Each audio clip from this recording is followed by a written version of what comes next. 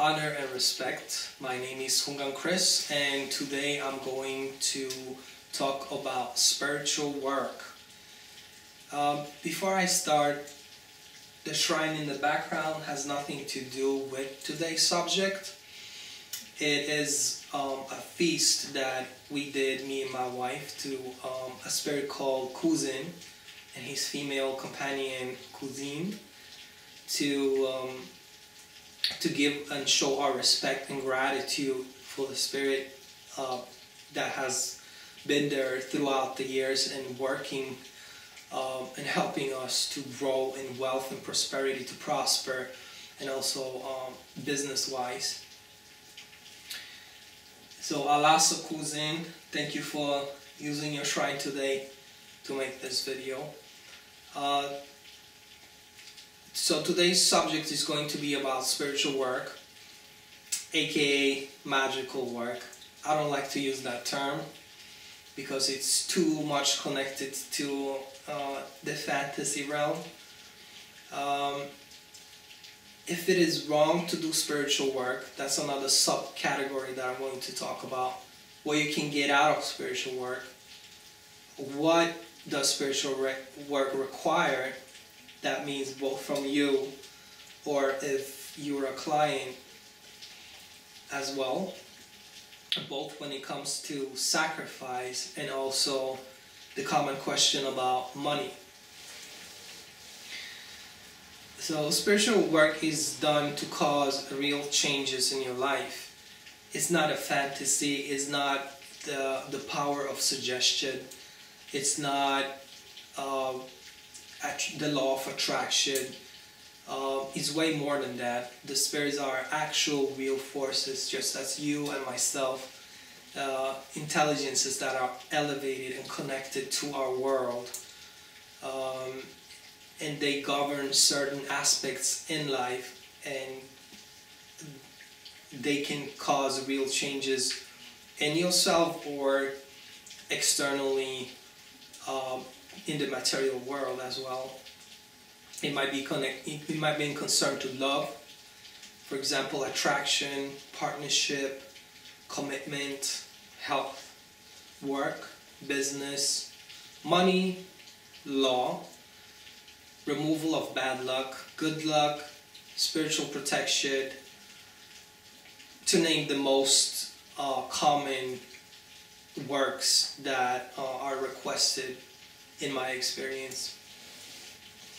A general question is, can anyone do spiritual work?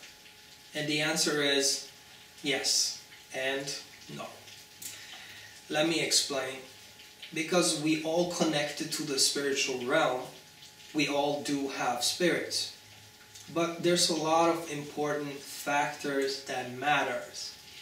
First of all, you have to know what spirit you are connected to and what the spirit takes to do your work.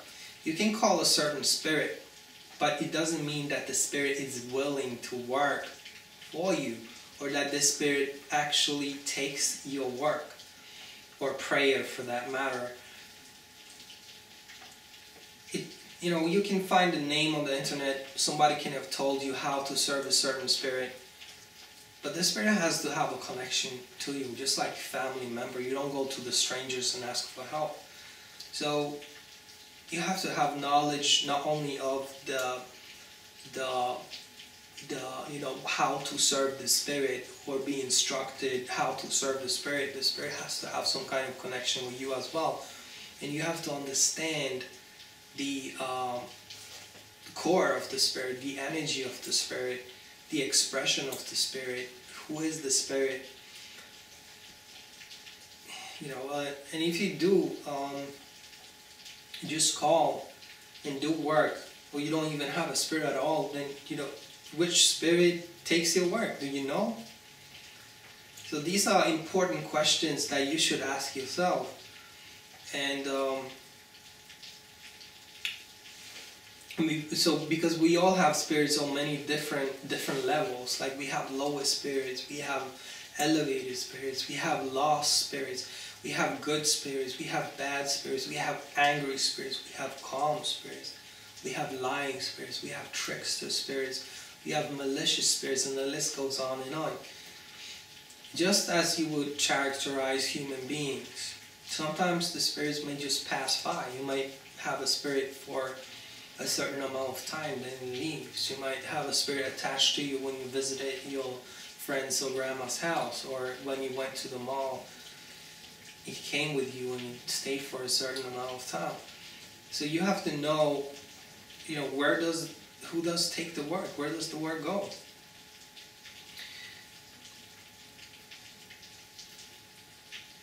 And because the moment you open to the spirit world, something will always respond.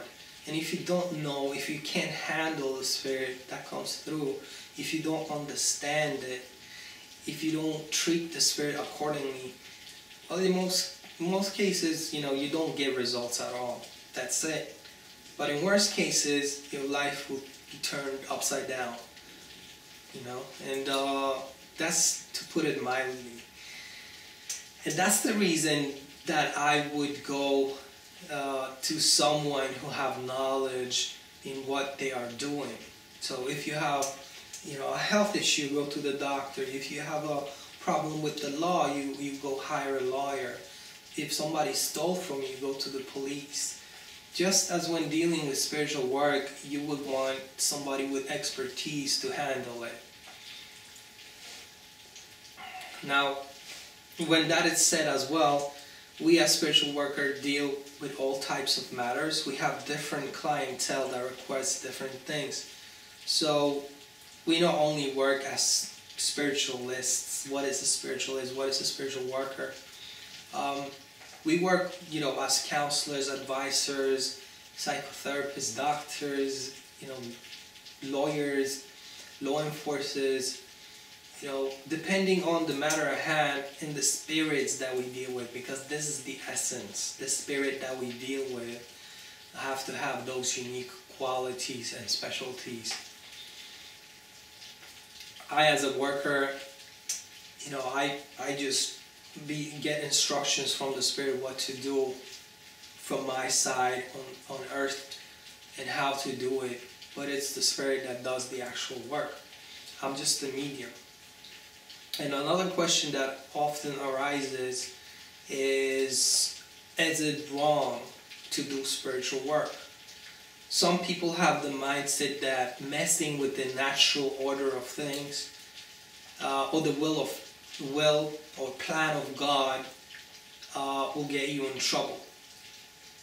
There is nothing wrong about asking or working with what you need or what you want in life.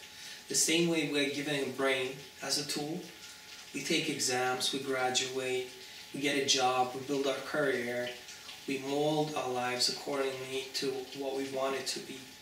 Everything you do is built, everything you do is built. You build it with a tool in your life. Either it's getting education, it might be network that you build, your colleagues, money. It's all a tool to get you where you want to be. And my point being, you can't expect God to magically just change your life. That's not how it works. You gotta grab the opportunity by the tail and use it to your advantage and move ahead. And who told you that using a tool is wrong? If God created that tool, it's a purpose for that.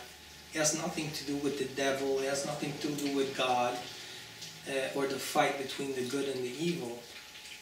This is a human concept created, I believe, by religious dogma of people in power to be able to control people and not give people the opportunity. But that's a completely different subject again. So, by doing spiritual work, it will help you pave the way to be able to reach those goals. Another question is, do you mean that you can get anything you want by doing spiritual work? Can you get anything you want from spiritual work? Everything comes with a sacrifice and price. I don't believe there is anything that is impossible. However, what you ask for is something that you have to truly desire, and it has to come from your heart, it has to come from your core. Not the least, you have to be realistic. This is not a fantasy. You can't become Superman, you know. Going back to the natural order of things, we work with nature. We don't work against it.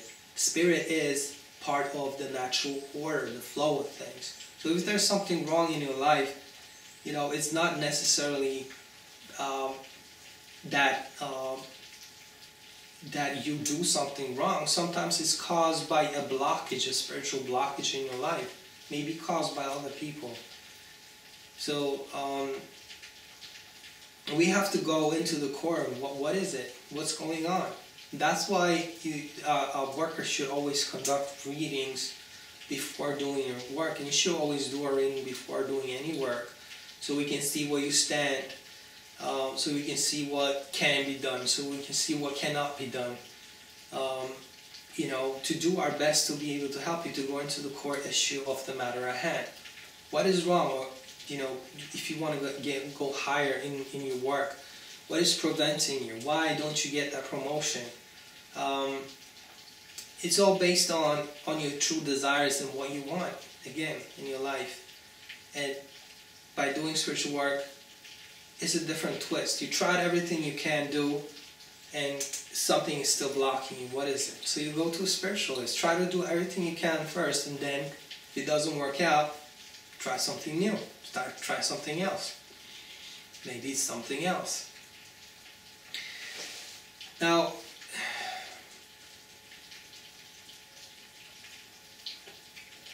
I also believe that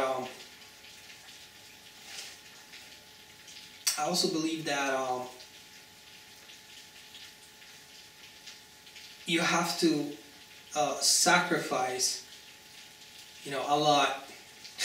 You have to put a sacrifice in to achieve what you want. And that brings me to the next subject, which is, you know, money connected. A lot of people ask me, so how much is it for this spiritual work? How much is it for love work? You know, first of all, it depends at the matter at hand. It depends on the person requesting it. And as humans these days, we deal with money as means of trade. So we work hard to achieve our money. And this is what states are part of a sacrifice. While the spirits don't use money, they require a different type of sacrifice. It still takes money for the priest or worker to get the things that is needed, and also to get the things that the spirit require in return to do the job. Sometimes the spirit was something simple as food or fish. Like in the background of Kuzin's shrine, you see a lot of vegetables and fruits. And sometimes, you know, that can be enough of a sacrifice. Other times, if you're dealing with something more exquisite, you know, a more exquisite spirit, for example, as Freda, you know, she might request a necklace or a ring or something like that. Sometimes the spirit might want an animal in return, so it all depends. Our work is very elaborate. It's not a simple thing. It's not, you know, you just don't light a candle that says wealth, success, power, money, fast job, and it will happen, and you have a little doll and put a picture on it with a flag, and you on the top. You know, that's not how it works. A spiritual work is a lot of work. We do prayers, we call the spirits, we sing songs, we you know, we put up whatever the spirits require us to do, like a shrine, and we buy the things that the spirit want. We go by certain protocols. A spiritual work can take from 3 days, 7 days, 21 days, or even more to execute. And every day you have to maintain that work. So it is, it's something that you have to connect to and constantly keep alive and keep going. You have to keep the flame burning until the work is complete. So there's basically 3 levels that needs to be maintained to produce the result that you want, that I see it. And that's the sacrifice done from you, first of all, and the sacrifice done from the worker, and lastly, the sacrifice from the Spirit, the job that the Spirit do. And that's the main essence for the work to be successful. Now let's go deeper into the meaning of money as means of trade, sacrifice. For someone spending a few dollars, that can be a tremendous sacrifice for that person. The person might be poor, and the Spirit see that person is poor. You can't trick the Spirit. You can trick me, but you can't trick the Spirit. So the person see that the person is poor, then the Spirit won't ask, for the person to give a big sacrifice, to spend hundreds or even more thousands of dollars. Of course not. The Spirit sees your heart and your desire. So all it requires, is what this person can give from his or her heart. While another person might spend $1 million, and that's nothing to the person. It's like, dirt from the pocket, and nothing will happen. So the amount of money has nothing to do with it. It is the word sacrifice that is in highlight concerning to spiritual work and success. Another thing is faith. That's the proper word, an essential key for success in any work that you do or you want to have done. If you pay millions of dollars, like I mentioned, and you still don't believe in what you pay for, it's not going to work.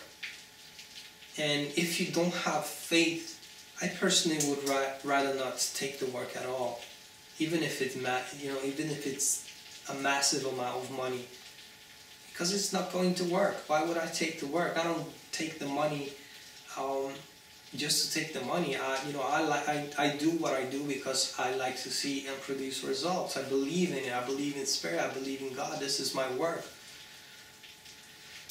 So you have to have faith in God. You have to have faith in the Spirit. You have to have faith in yourself, and you have to have faith in the worker and the work that being done. This is the 5 essential keys for success to produce the results. And in some cases you will be sent instructions to follow. Do that in combination with faith, and that's all you have to do. The Spirit and the worker will handle the rest. Now I'm going to end this video because I could keep on going and going about the subject endlessly. There's a lot of